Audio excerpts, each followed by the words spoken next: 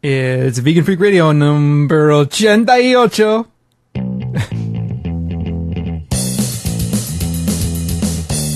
almost said like número.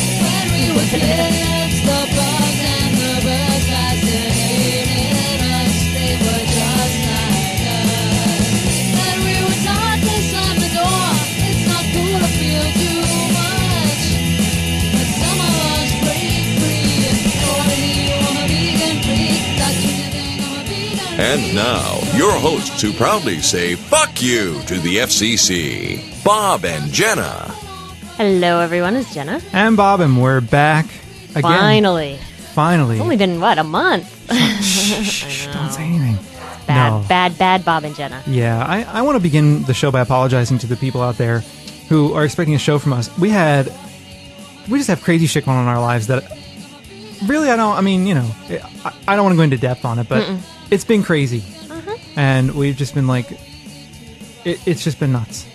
Yeah, so by the time, we have time to do a show, we're just, like, exhausted. Yeah. We would not give you quality programming. Well, no, I think that's true. I mean, like, a couple times we sat down and we start to do a show, and it just sounds like shit to us. And the way that we've always felt in general is that we want to bring you a show that when we're in the right mood, when we feel like doing it, when we enjoy doing it, because we think that that's better than just giving you, like, hi, welcome to Vegan Freak Radio. God, I'm exhausted. Yeah, go vegan woo.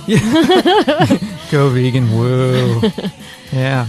So, I don't know. I sorry about that. We will, I think, actually, things should really start to quiet down a bit in March for us. I think so.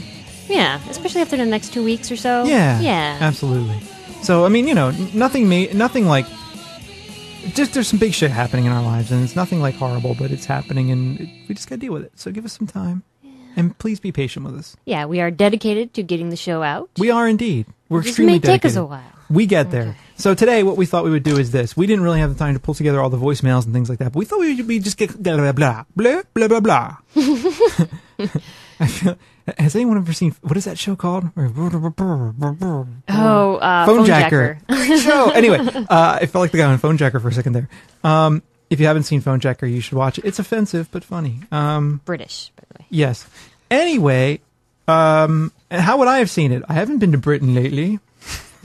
It's on the interwebs. Anyway, point is, let's get moving into the show here. So what we're going to do is a quick show this week. We'll be back again next week with another show. So yeah, next week we'll have some voicemails and etc. But this week mostly have some emails, some questions, some various shit. Yeah, I'm just going to throw a couple things, and we'll do a nice quick show for you. But before we do... What? Before we do, I think we need to hear about how things aren't as they used to be.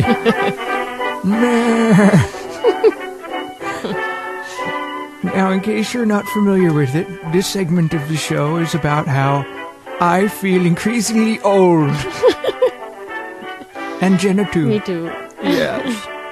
The other day, we were talking about our little darling kitty. What's his name again? Michi. Little darling Michi. And Michi is, 12? 12 years old. And we were trying to remember what he looked like as a kitten. And he was a cute little kitten, but we couldn't remember what he looked like. Meh. And that's not because we're old, but because we decided we don't have a lot of pictures of him from when we were in college. Because that's when Michi came into our life. So why did we decide that we didn't have a lot of pictures of Michi? Because it was before the digital cameras. It was back when we were in college and we were poor and we didn't have a digital camera because they weren't even invented yet. And if they were really expensive. And when we were in college, we lived in a small apartment and we lived 1.5 miles from campus. And we had to walk uphill both ways in the snow, and Jenna hurt her ankle because she had very cheap shoes. I did. You had tendinitis in your ankle because you couldn't afford good shoes. You had cheap shoes. I did. And we didn't have a picture. We don't have too many pictures of Michi because we had to actually get film and pay money for it. Develop it. And develop it. So things aren't as they used to be because back then a picture meant something, damn it. When you took a picture, you knew you were taking a picture. It wasn't one of these things where, I'm going to click and take a picture of whatever I feel like and just... Damn cell phones taking pictures. Now you have cell phones now and pictures are everywhere. Why, the other day I was in the gym and someone tried to take a picture of my junk. Not really. I just think there are a lot of old men that hang out in the gym that I go to. So yes, things aren't as they used to be. Picture used to mean something. When you took a picture, it meant something special, and now pictures are everywhere. All over the internet. All on the web. I'm done now. Okay. So let's move into something a little more interesting in the show. A couple things. I thought we'd go through some emails. Yeah. Actually, let's do the media first. Okay. This one. Okay. This is from Anthony, and he writes and says, I don't usually use last names, although I don't think he would care. This is DBC on the forums. He says, there's this guy that's doing some TV series about eating food from around the world. In case you haven't seen or heard of it, this guy is eating some really disgusting stuff. I first ran into one of the commercials at the movies, innocently awaiting the commencement of Todd Sweeney or Sweeney Todd or whatever the hell it is. Here comes this commercial. This guy, Andrew Zimmern or whatever, is eating all sorts of nasties. I about vomited on myself right there. Gotta love how they make a show out of it. What's even better is that most don't notice the food they are already eating, but get disgusted at watching this show. And he sent us a link to a YouTube video of it. So I thought I would play a minute of it so you can get a sampling of the kind of stuff that this person is consuming. I'm starting with one of the most popular snack foods sold on street corners all over the Philippines. A little faint. Balut, Life is that way. A tasty morsel that's firmly rooted in Pan-Asian traditions, but Filipinos have made it their own national dish. Now, a balut is a fertilized duck embryo that's steamed and served in the shell. It's about 18 days old. It's basically a hard-boiled egg with a beak, feathers, feet. If that doesn't sound absolutely crazy bizarre, I don't know what does. Now, did you hear that? I hope you heard it. I mean, I'm sorry, the volume's a little faint. But basically, you can go on the street and buy this thing, a balut. And he just said it. It's an egg with a duck inside of it, a baby duck. Right, it's fertilized. There's a picture of it on the web. You pull the thing apart, and there is a duck inside. Gross. A little tiny, baby duck. Mm-hmm. And there's someone in the picture eating it. I imagine you just sort of eat it whole. Yeah, you just crunch on it and eat it. Yeah. No, it's not slurpable. It's right. It's solid. Yeah. Gross. Isn't that disgusting? Mm-hmm. Now, okay. What is up with these two idiots? I mean, you've got the Anthony Bourdain or whatever his name is, who's always out there trying to eat some crazy shit, being macho, hey, pounding his chest, man, I eat crazy shit, and then you've got this guy, Andrew Zimmern, who's eating balut and all kinds of other crazy shit. There's another one on here where he eats black chicken testicle soup, and he eats bizarre foods from Asia and Morocco, and he eats all kinds of crazy shit. So I don't understand, what is it about these people that makes them, A, want to go do this shit and seem like they're real men, number one, or A. I do that in class all the time. My students are if they were paying attention, they would understand why that's a problem. Yeah. They don't ever follow point to point anyway. That's asking too much. So, what possesses people to do this shit? Why? Why bother? These foodies, they get on my nerves. Yeah. Foodies are annoying. I was reading this article in the New York Times today, and it was this article about maple syrup. I was like, oh, an article about maple syrup. The culture is interesting because we live in maple syrup territory, and people go out here and sugar, their sugar shacks and everything. And it was about Sugar Shack. This family that has the tradition of doing it in Quebec, Mm-hmm. But the whole article was about the whole culture around it, and the culture around it is apparently involved in very fatty and disgusting foods.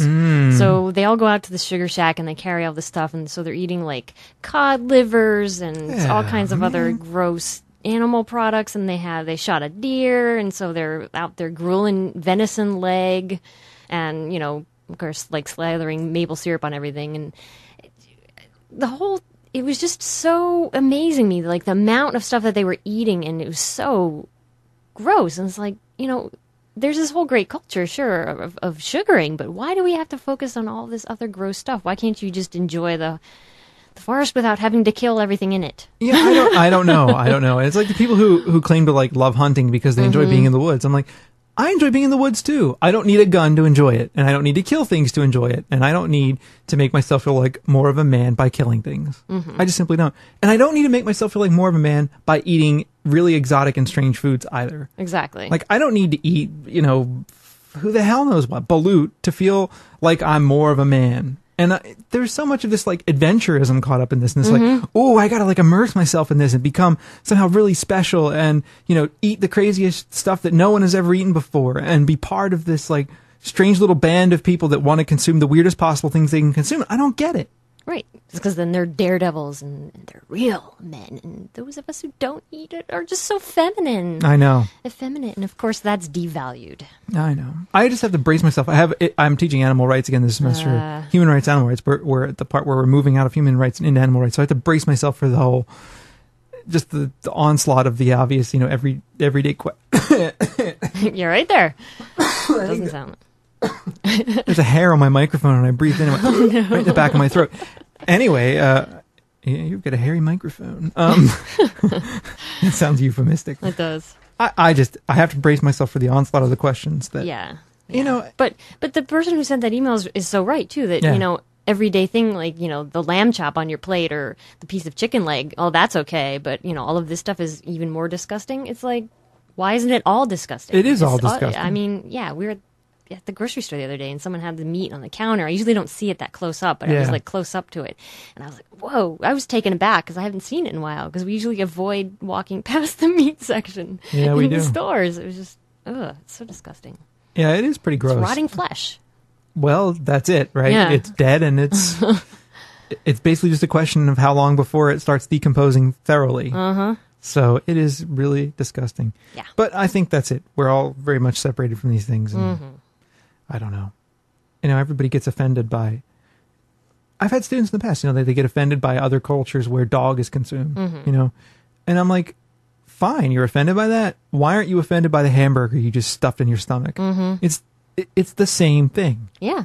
It's just that you think dogs are cute and cuddly. Exactly. I love dogs. But cows are stupid. But dogs are so cute and cows are really dumb. And chickens, oh my God, they don't deserve to live.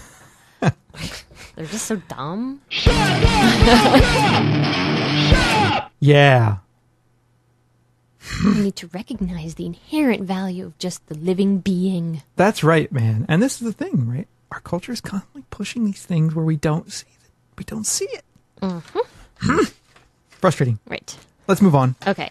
You gonna go? Yeah. Go. We got an email from Drina Burton. As you know, that Drina has been on our show in the past, and we've interviewed her, and most recently about her cookbook, Eat, Drink, and Be Vegan, which is excellent, by the way. I think we've made just about every soup recipe out of there because it's been so cold. They're really good, too. They are really good. I mean, they've all been excellent. We had the one with lentils today. Yeah, we had the lentil soup. I always think of the young ones whenever we talk about lentils. Lentils. Anyway, if you're interested, Drina was asked to create recipes for the Food Network Canada website. So if you go to www.foodtv.ca, you can find her recipes, 20 of them, for free. And which is a great way to test out her recipes if you're interested, if you've never seen her cookbooks, or if you just want more Drina between now and her next cookbook.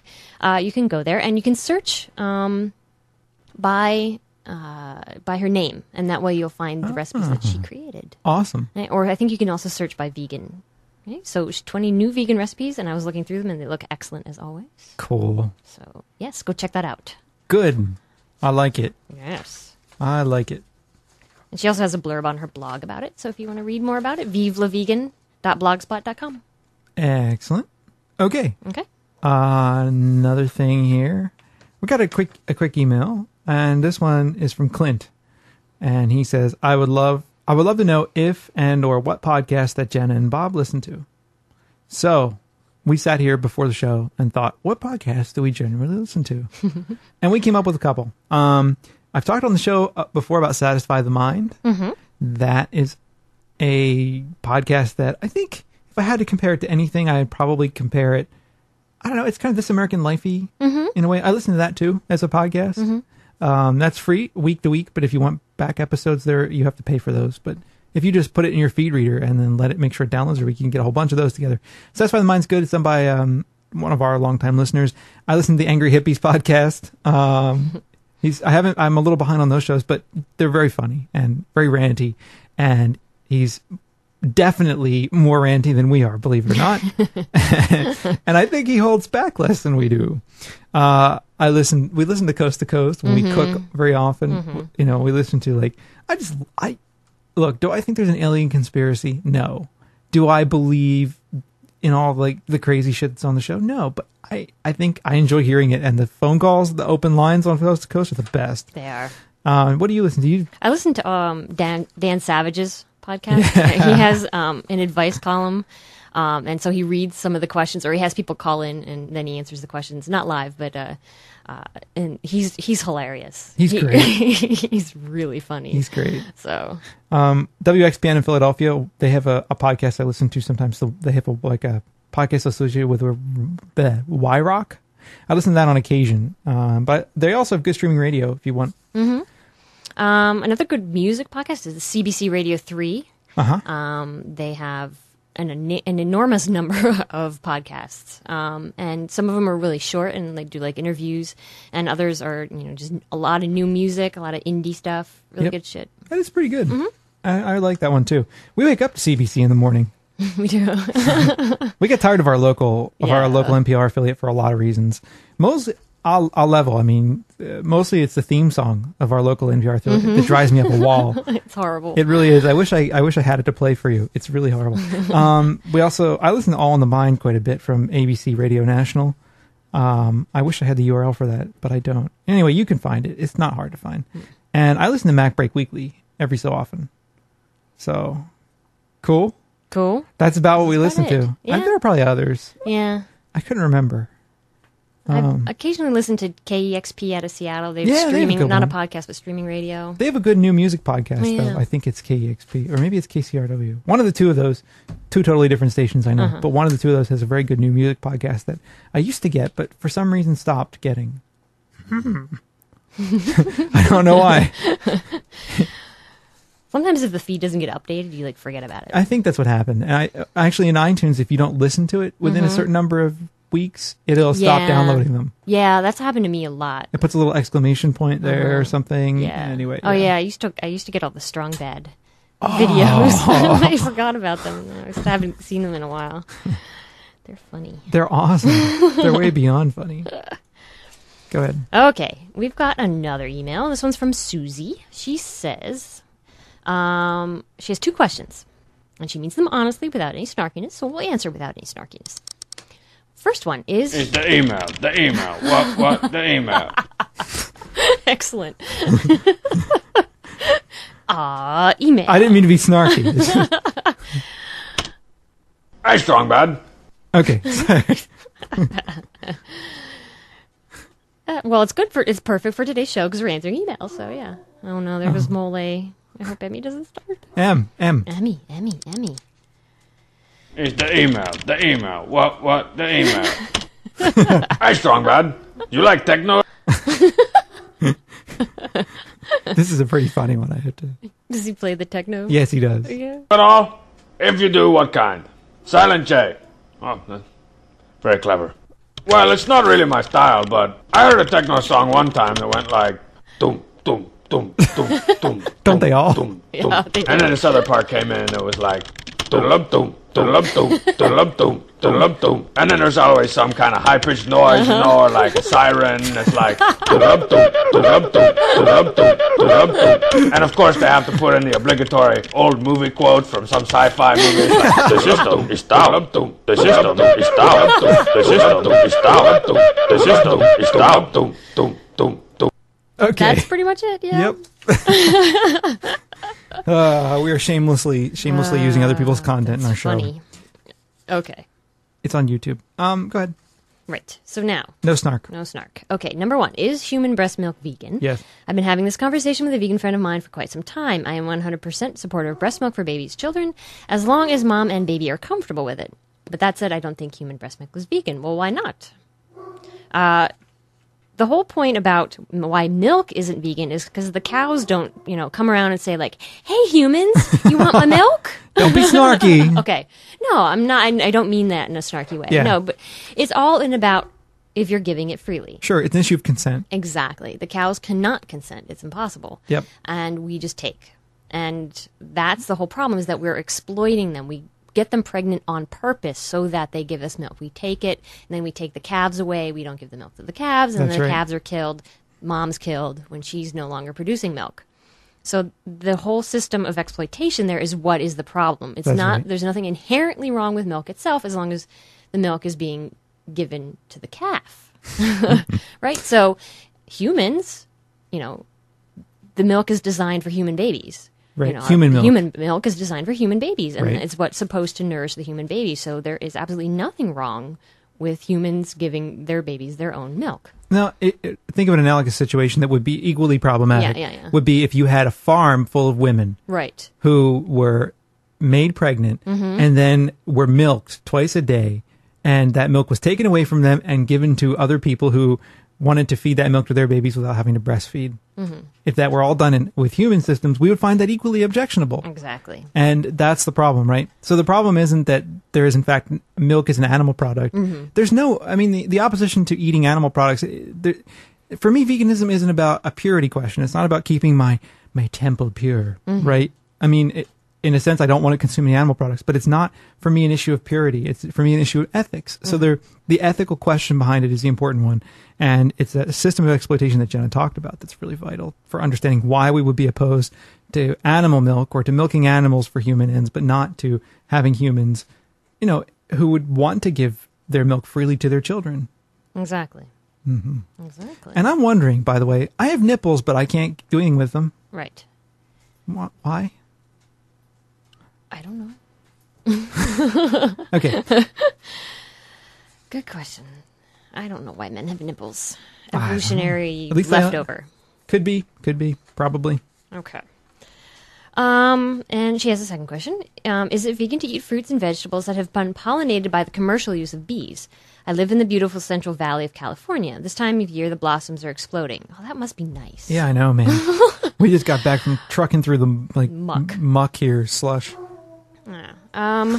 Yeah, we've got snow on the ground for at least the next month. Okay. I see hundreds of bee boxes lined up in the orchards, and I started thinking, I wonder how... Beat boxes?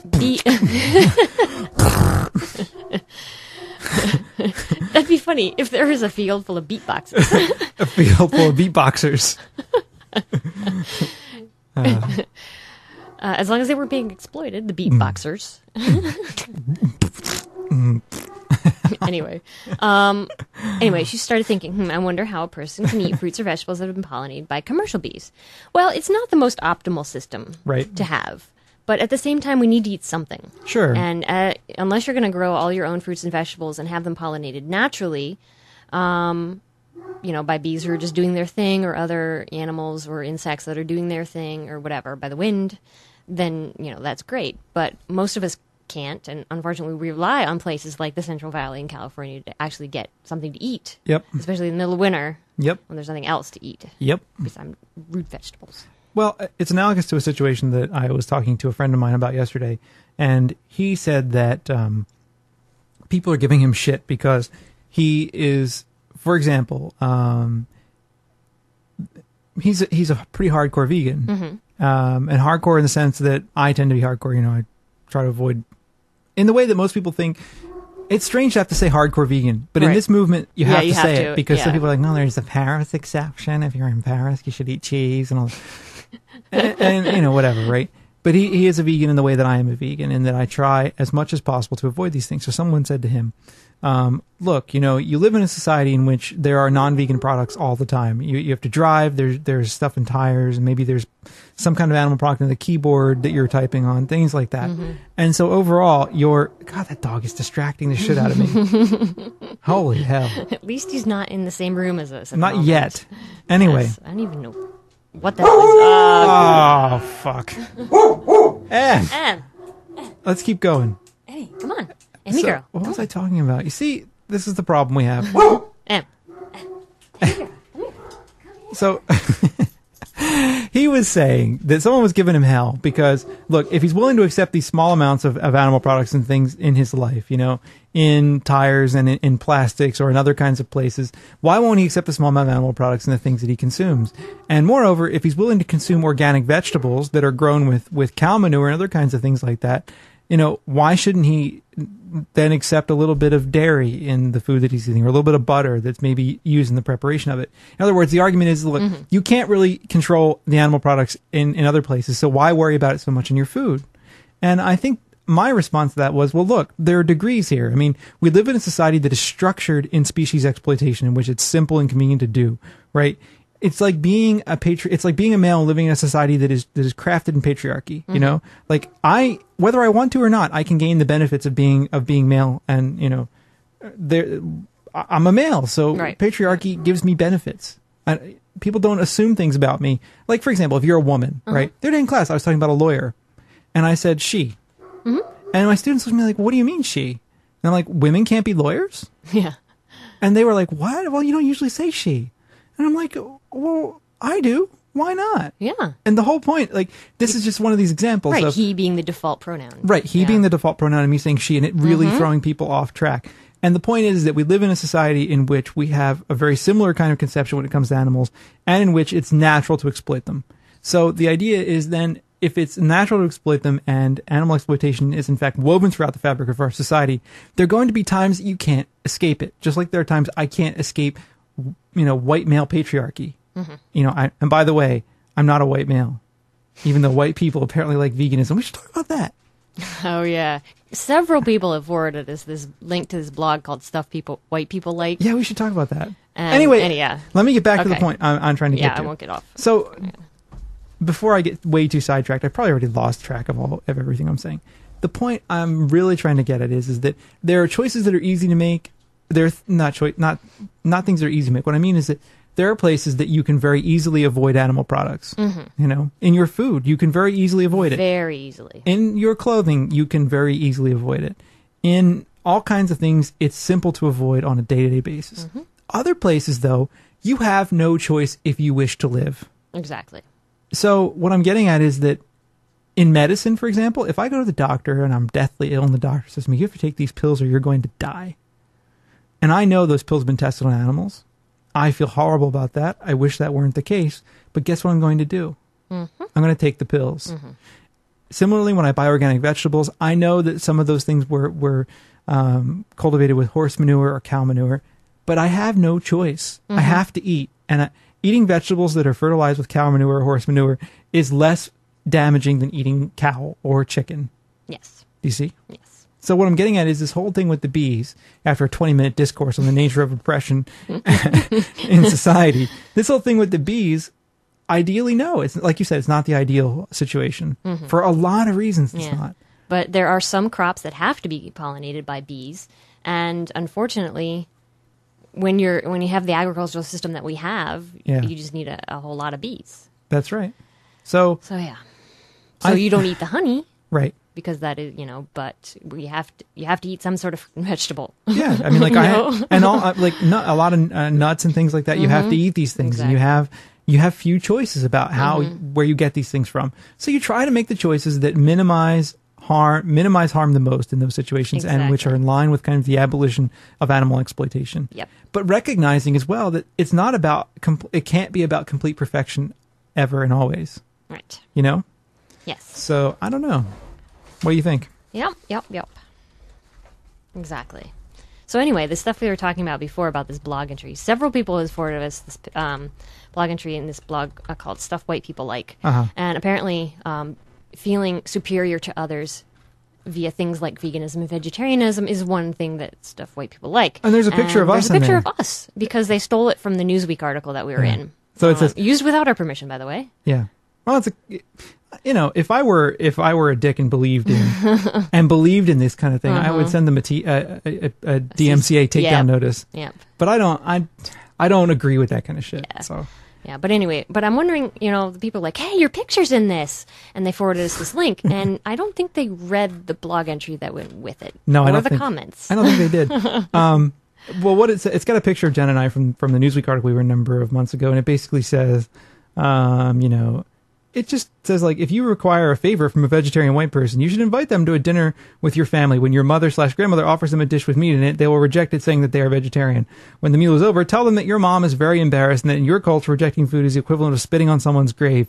They will then owe you favor. It's missing an article there. This can be repeated when you need trips to the airport, someone to help you move, a small interest-free loan, or a place for your friend to crash. If you need to gain leverage with the meat eater, it's pretty easy. They already feel guilty. Just point it out. So what he's trying to say, like, look, there's so many. Let's talk about the comments, because I think I left a comment here. So anyway, there's this picture of us, and it's of course what white people like. But I'm not really white. I'm not really white. And where the hell is it? Oh man, there's so many dumb comments here. I don't even know where to look. Anyway, go ahead. Yeah. So this whole thing is making fun of. So yeah. So of course it's making fun of us. A lot of people forward it to us, and I'm like, did you read this? And I have people on campus are like, "Hi, I saw your picture in that thing, man." I'm like, did you read it? Yeah. Are you like, what? Are you, what? Okay.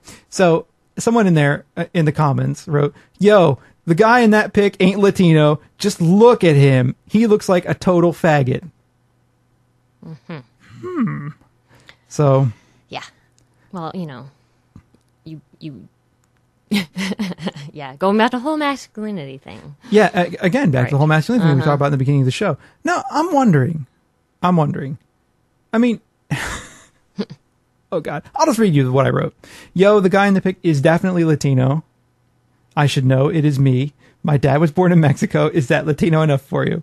As for looking like a, quote, total faggot, I'm not sure what you mean with your incredibly erudite I can't even fucking say the words I wrote. Anyway. Erudite remarks. Yeah, I used a big word. Go look it up. Do you mean to imply that there aren't gay Latinos? Do you mean to imply that I look feminine? Do you mean to imply because I don't eat meat, I probably love other men? I'm not really sure what you mean, though. In my experience, people who are running around calling others total faggots are the ones who are most often questioning their own sexuality underneath the surface of it all. And that's fine with me. Actually, I encourage it, but I just wish you'd own up to your feelings rather than beating others down with homophobic epithets designed to cover your own insecurities and uncertainties.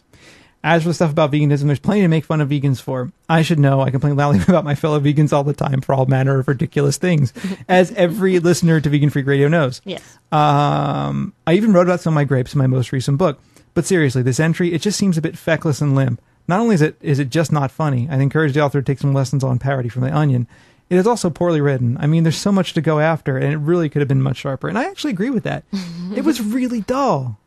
I thought it was real, like, it wasn't even that funny, and I don't even think that because I was involved in it. I actually think, if there were my picture there and if it were fairly funny, I could get behind that. If it were, you couldn't, but I could. I could. I definitely could. No, I can be quite humorless sometimes. So. Yeah, when it comes to stuff like that. Yeah. And so anyway, and this whole thing about, soy will make you gay and like people looking like faggots, and I just think it's fucking ridiculous. I just think it's completely ridiculous. And I don't get why people, I mean, I get it. I understand why people do that, but I don't know, man. I've just been called faggot so many times in my life that I mean, I'm used to it at this point, and I'm straight, so I can't even imagine what it's like to be gay in this society. You know what I mean? Yeah. So, it's just a disgusting world we live in sometimes. It really is. It really is. Well, it's all oppression. It's all, common oppressions. That anyone who's different is therefore inferior. That's right. And it goes back to this whole thing that we've talked about repeatedly on the show. This whole idea that, look, if you don't consume meat, you're definitely, you're not manly enough. If you're a male and you don't consume meat, you're not manly enough. Mm-hmm. And of course, the way to be not manly enough, the way to allege that someone isn't manly enough is that they're a faggot, which is ridiculous. Yeah. I mean, it's so patently ridiculous. And it's so homophobic. It really and it's so full of hate. I can't even wrap my head around it. It is. So, believe me, I'm not upset about, mouth-breathing people on the internet calling me a faggot. I'm used to people on the internet hating me, but I'm used to people hating me in general. But I just think it's sad and kind of pathetic, and I actually think this could have been so much funnier too. That's the part. It just could have been so much better.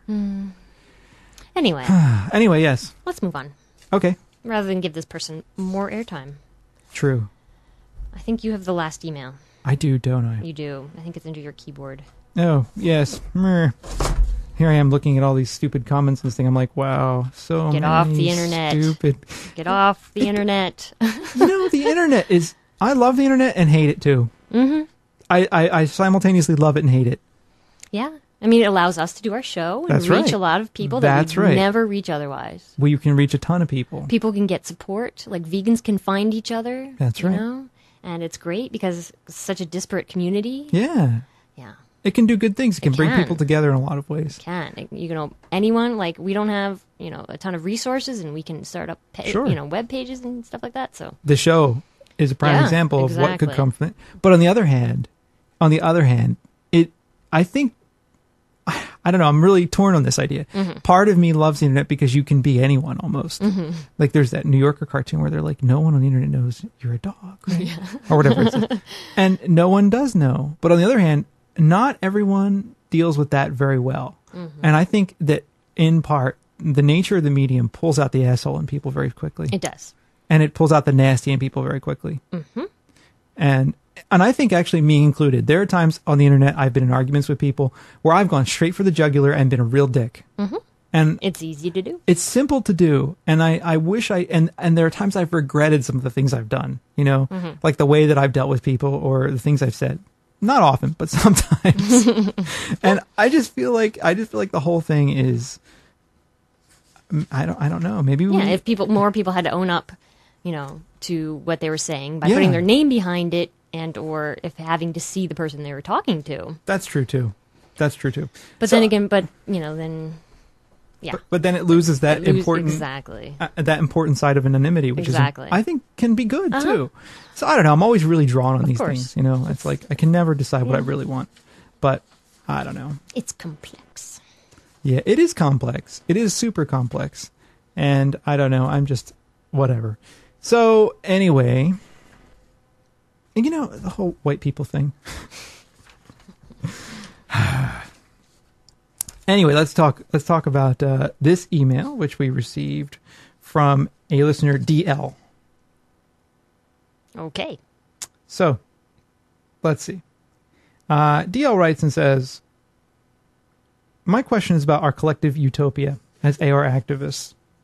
DL writes and says, I'm a very goal-oriented person, and it's much easier for me to be successful in the process if I have a clear understanding of the ultimate goal to which I aspire. Or to which to aspire. I'm not sure I can clearly identify our goal. As far as the process is concerned, I understand the general goals of vegan outreach, reduce and effectively end the consumption of animals. By eliminating the demand for animal products, humans will stop producing animal products. But then what? When we stop breeding farmed animals, do the species cease to exist? There will be no more cows. Can cows exist in the wild? Where will these animals live? Another goal is to cease the breeding of cats and dogs and other domesticated animals. Once we stop the breeding and care for the remaining domesticated animals until they die, and then what? What happens to veterinarians? Will we no longer study animal anatomy for purposes of helping them? Also, what do we make of animal studies that essentially prove that animals are sentient and other important scientific proofs that assist in our advocacy?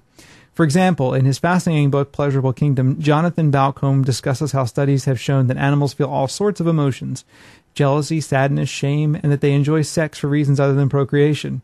Well, there I agree with animals. How could we have come up with this information without having performed studies on animals? In essence, we had to exploit animals in these studies in order to prove why animals should be free from exploitation. I wonder what our ultimate goal is. What do we really want to see in the end? If we get our way on all issues pertaining to the abolishment of the consumption and exploitation of non-human animals, and what does that mean for the relationship between non-human and human animals? That's a big question in a huge number of ways. And I will respond at more length. I'm working on a draft of a response because it's a big enough question that it's like I've had to think about it actually and write out what I'm writing. So to the person who wrote that to me, I will respond to you personally with this because I've been kind of thinking about it and kicking around. But I also think that I want to just talk about this. I think it was an interesting question. Like what is our goal? What is our utopia and all that? And I think that there are a lot of problems with defining this as a movement, right? Mm-hmm. What is our goal as a movement? For me, the goal of our movement should be abolishing this stuff, right? Sure. And I think a lot of people will say that that's the goal. Mm-hmm. But if that's the goal, the practice certainly isn't hitting that goal. Right. Because if we look at a lot of the activism that's being done out there, I think that a lot of contemporary animal welfare or rights activism today doesn't really hit at that goal very effectively. And another thing, and I there are tons of reasons for that. If you read Francione's book, Rain Without Thunder, or if you read chapter 4 in my book on making a killing, you can see how all this stuff works out. Emmy, hey guys, get a grip. Oh God, the planets are not aligned correctly for a show today.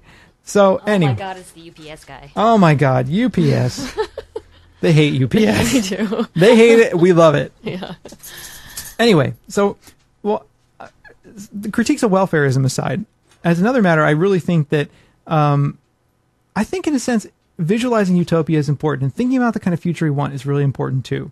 But I also think that our means have to be our ends. Mm-hmm. What I mean to say is that throughout time, political movements of all stripes have gotten hung up on this, like, when we reach the paradise, everything will be great. And I think, I'm not trying to suggest that that's what this listener is doing, but I think that what happens is that having this notion of, the post-revolutionary world or the perfect world, sometimes if we have that goal in mind, and only that goal, we can make all kinds of ethical compromises to get to that end. Mm-hmm.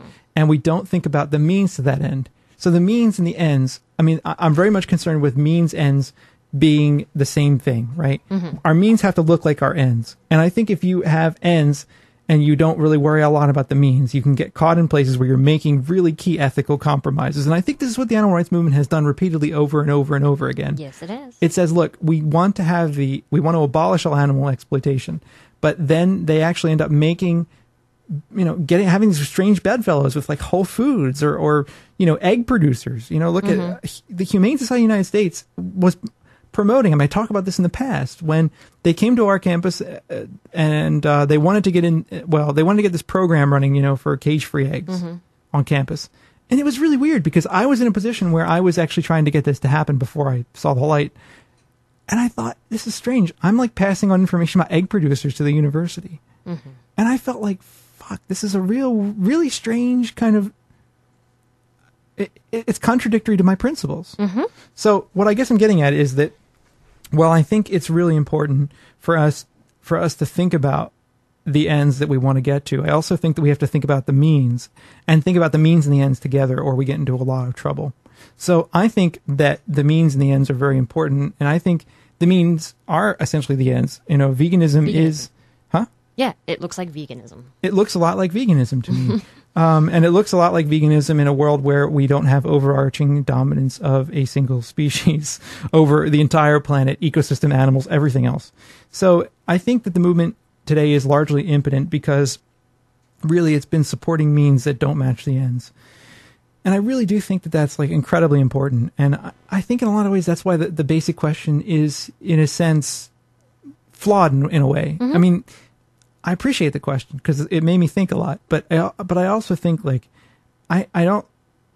one part of me that really thinks within our lifetimes we'll never really see the full abolition of animal exploitation. No. And so given that, I think what we need to think about isn't what will the end look like, but what do the means to get there look like? So, how do we get to that end, right? Mm-hmm. And how we have to have these two things tied together. And I also think that in some ways, thinking about just the ends, or thinking about this like great utopia after the revolution, whenever that is, right, can be really counterproductive because I don't know. I feel like we need to just be more integrative about the whole perspective on it. Maybe I'm not being clear. Yeah, no, you're being clear. Okay, cool. Mean, you should also mention that you talk about this in your book. Oh, I do. Mm-hmm. I talk about this a bit in my book, Making a Killing.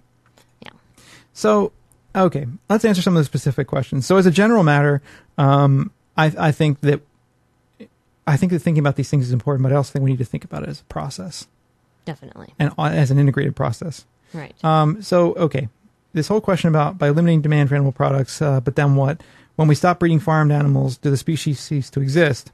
And in a way, I think it's another weird question because the species that exist today are human creations. Yes.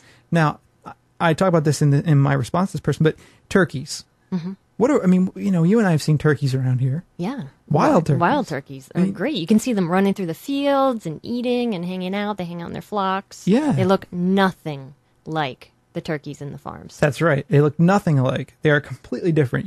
If you didn't know any better, you would presume that these were two separate species. They look that different. And so my response is that what we have right now are animals whose bodies are essentially morphed by the demands of profit and of capital. And if we were to stop breeding those animals and they were to be gone, I wouldn't feel horrible about that necessarily. Right. Because they are human creations, and they're creations that I think lead, by and large, miserable lives. And most of them are physiologically flawed in very key ways because they're designed. I mean, they're animals that are designed and bred to grow quickly and to be extremely profitable.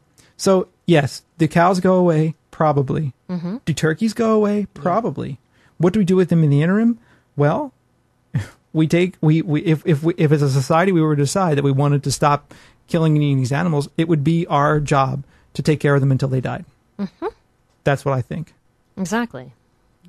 And we're talking about, look, I mean, it's the point now with cows and bulls that a dairy cow can't really be safely bred by a bull anymore. Nope. Okay, what I mean, and most of you probably, cows and bulls, right? Cows are females and bulls are males. And I only mention this because I see this mistake made in animal rights literature by people who are supposed to know better and don't. Like Tom Reagan, right, makes this mistake in his book. And I'm like, what a stupid mistake to make. Yeah. I mean, it just shows you don't really... anyway. Yeah, cows are the females, yes. Cows are the females. Now, most cows, when they're impregnated, there's not a bull that comes around and humps the cow, right? They're artificially inseminated. So there's this straw of frozen semen from a bull, one bull somewhere whose job it is essentially is to be jacked off and whose semen is sold across the country, right? To keep the lines pure.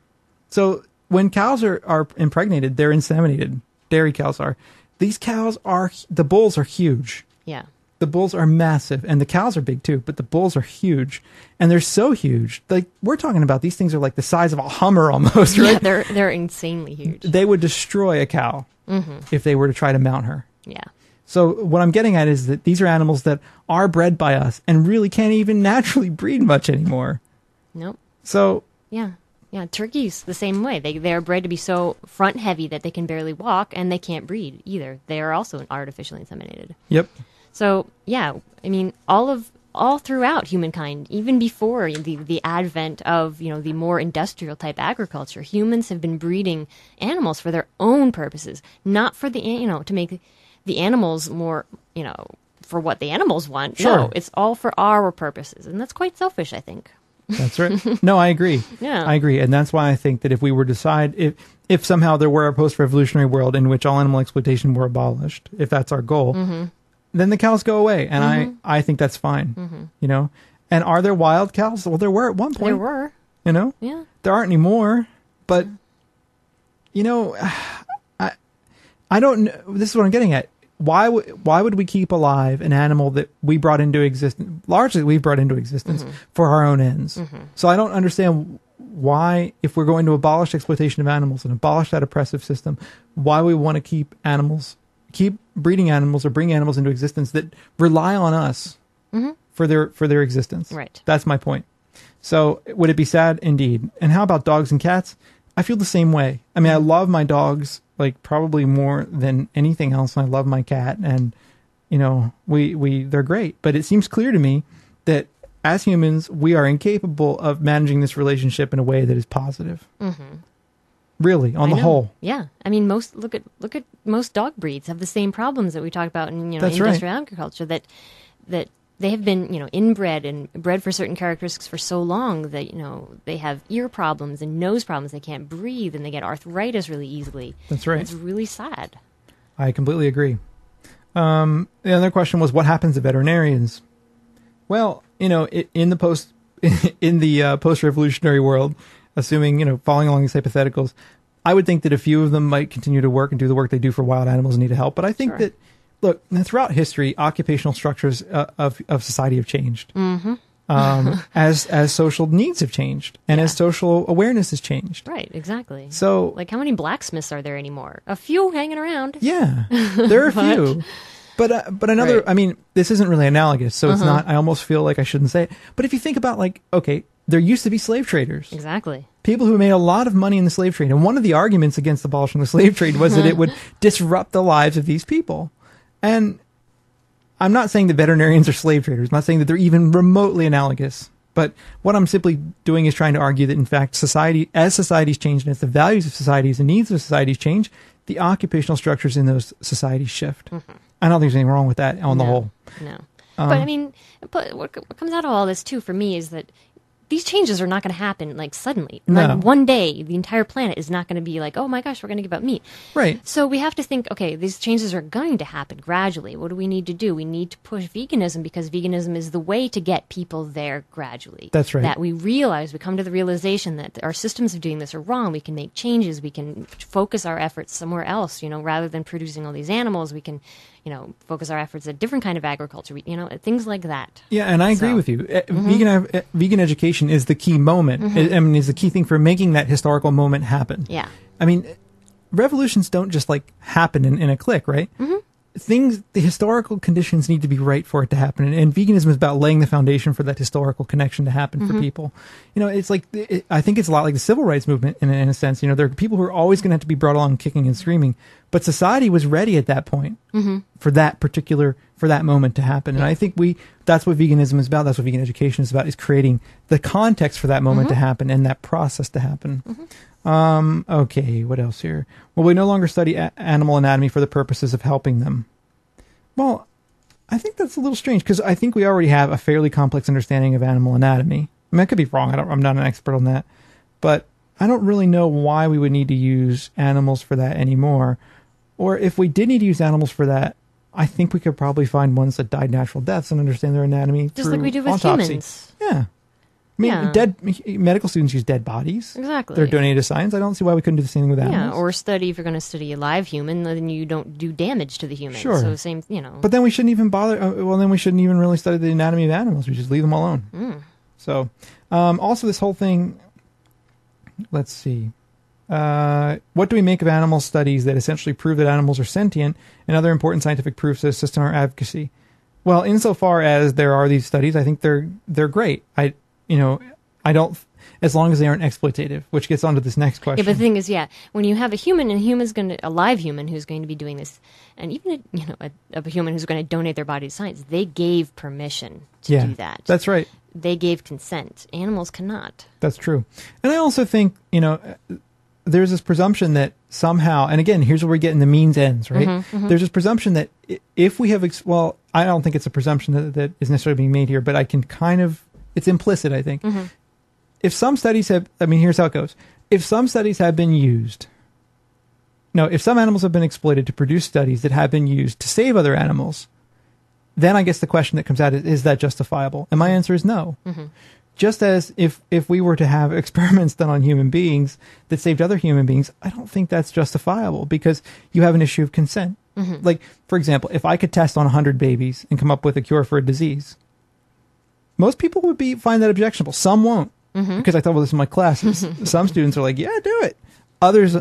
Most of us find that objectionable because we consider that a violation of their human interest. And I would say it's the same thing for animals. I don't think we have to exploit animals to understand them. And indeed, I think we've been able to garner quite a bit of information about animals without exploiting them. I mean, there are a lot of observational kinds of things that one can do. I was just going to say, if you observe animals and doing what they do, you don't need to use them in a study. That's right. And you can learn quite a bit. I mean, I don't know. I haven't read Balcomb's book, so I can't really say for sure what he does or doesn't do. I don't really know enough about it at all. But I wouldn't, for example, promote a study that allowed us to prove anything like that. I just think it's really troubling on a lot of levels. So I guess what I'm getting at is, like, even if we did need to exploit animals to understand them, and if we could argue that exploitation would result in studies that could be useful for activism and outreach, I still don't think it would be a morally relevant or morally acceptable way of justifying that stuff. In other words, I guess what I'm getting at is that I don't think we need to do that. The means don't match the ends. The means don't match the ends, right? If our end is abolition, our means should be abolition. If we want to see animal use by humans gone, that's what we should do. Yeah, we shouldn't be using animals to do it. That's right. Right. So I guess what do we really want to see in the end is what I assume DL is a she. But anyway, I guess the last question is if we get our way on all issues pertaining to the abolishment of the consumption and exploitation of non-human animals, and what does that mean for a relationship between non-human and human animals? Well, I mean, there are a lot of answers to that. Some people have said that we could take on a role of companionship, that it could be a role of guardianship over animals that need guardianship. But in general, my inclination is that the relationship that humans have with animals right now is so intensely flawed in so many ways that I think it proves that humanity is ultimately incapable of a meaningful relationship with animals on the whole, unfortunately. Yeah. Maybe that's really pessimistic, but... Well, I mean, humans have problems relating to other humans. Yeah, we do. You know? And it's like...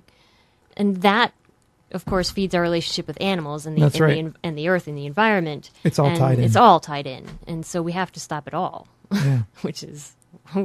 wow. Yeah. Well, but that doesn't mean we can't stop working towards it.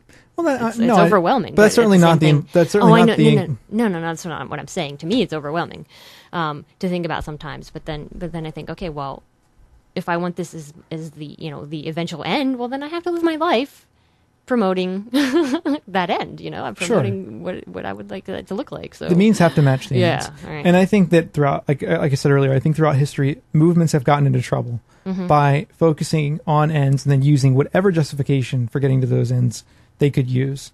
And I think that kind of thinking is really troubling because it allows you to make a lot of moral and ethical sacrifices to get to what you see as the end. Yeah. But I think it ignores the fact that the means are the ends, and they have to be tied together in very important ways. So. I hope that didn't bore people. That was heavy, man. Kind of. Yeah. But important to talk about. I think so, too. And I appreciated the question. So I want to make sure that the listener who wrote in with that understands that I'm not... Sometimes when I get critical, I think people think I'm like being a dick to them, and I'm not trying to be. Like, I'm not trying you're just trying to get through the whole thought process behind what you were answering. Sure. Yeah. And I don't want to sound like I'm being like... You know what I'm saying? Cool. I think we're done, though. I'm starting to lose my voice anyway. All right. I don't know why. Well, Molly stopped barking finally. He did. That's good. Sorry for the dog barking in there. Yeah. There were, oh my gosh, people walking the street. And, it's good. Our dogs are protecting us. They're protecting the compound. They are. The Vegan Freak headquarters. That's right. So, yeah. Anyway, we will come back next week with a more kind of together show in a sense. And we thank you for your patience with us. Yes. We appreciate your listening to us. Indeed. And if you want to be in touch with us, send us email at show@veganfreakradio.com. You can visit our website at veganfreakradio.com. You can leave us a voicemail at 267-295-1944. You can leave us a voicemail on our website at veganfreakradio.com. If you have a microphone on your computer. Anything else? That's about it. Cool. Well, hang in there. Stay vegan. Go create more vegans in the world. And however you want to do that. However you define that. And see you next week. Bye.